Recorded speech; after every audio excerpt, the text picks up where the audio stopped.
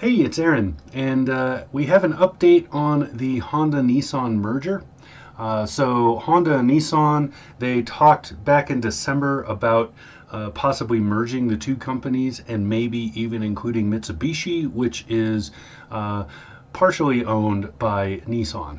So the talks were supposed to take place at the end of January. There was supposed to be a decision from Mitsubishi, and then the talks were going to move forward. So what's happened is, by all accounts, it seems like it has collapsed. So the merger is probably not going to happen. The reason for this is largely a disagreement over the valuation of each company.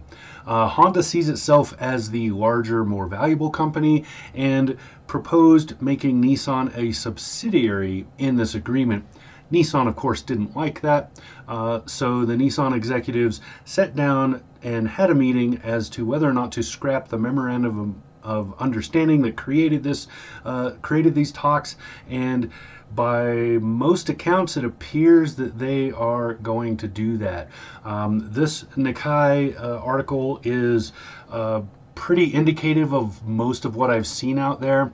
So on the announcement, there were some shakeups in the Japanese stock market, and then we're seeing a kind of mirror, but not as close here in the U.S., or not as spread here in the U.S.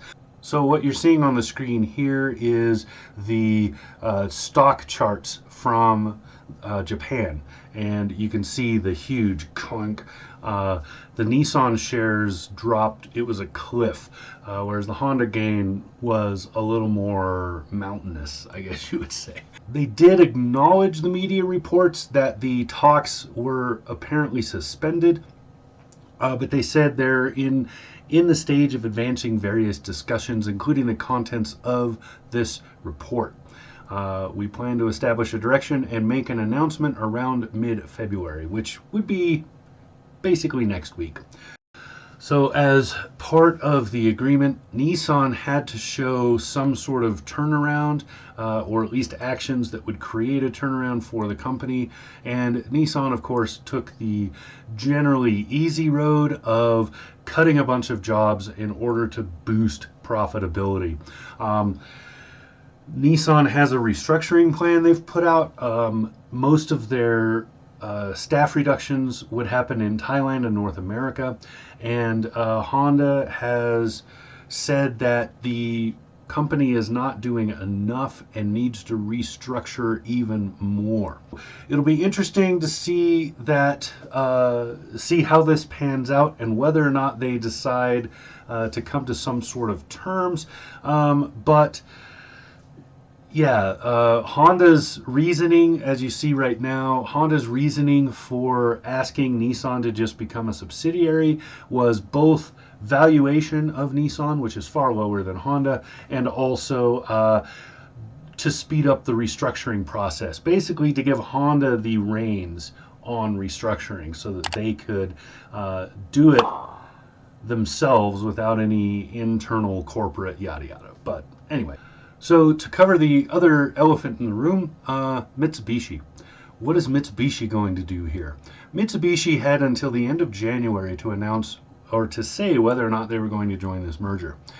That has, so far, I have not seen an official report of any kind from Mitsubishi, but most reports that are out there citing insiders close to the Mitsubishi leadership are saying that Mitsubishi is opting not to do so. So they would not be joining this merger were it to happen. That could also have been a big decision point as far as Honda proposing that Nissan become a subsidiary. Had Nissan included Mitsubishi, had those two been together, then perhaps Honda would not have proposed that, because the Nissan Mitsubishi together are a stronger proposal than Nissan alone. So that's kind of my take. It's what I know and what I can see, and yeah. So that's what's happened so far with this merger, which probably isn't going to happen. So there you go. This has been Aaron. Talk to you again soon.